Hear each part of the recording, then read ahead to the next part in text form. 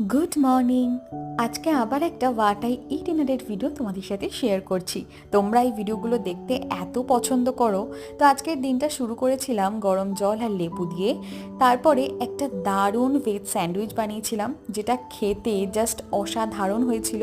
তোমাদের কারো যদি রেসিপিটা লাগে অবশ্যই আমাকে এই ভিডিওটায় কমেন্ট করো, আমি তোমাদের সাথে খুব জলদি শেয়ার করব। আর এই স্যান্ডউইচটা না মাত্র 5 মিনিটের মধ্যে তোমরা বানিয়ে ফেলতে পারবে, আর খুবই সামান্য কিছু জিনিস দিয়ে। তো স্যান্ডউইচটা খেতে তো দারুণ হয়েছিল। তারপরে দুপুরের লাঞ্চটাও ছিল আজকে ভীষণ টেস্টি। পান্তা ভাত, লঙ্কা ভাজা, তার সাথে নিয়েছিলাম আলু ভাজা আর ডালের বড়া। এই লাঞ্চটা আমার ভীষণই ফেভারিট, বিশেষ করে গরমকালে। তোমাদের কার কার ভালো লাগে অবশ্যই কমেন্টে জানিও। তারপরে খেয়ে উঠে একটুখানি ফল খেলাম, ফলের মধ্যে তরমুজটাই খেয়েছি গরমকাল বলে। তারপর বিকেলবেলা ওয়েদারটা এত খারাপ হয়েছিল, এই ঠান্ডা ঠান্ডা ওয়েদারে আইসক্রিমকে দিনটাকে আজকে শেষ করলাম।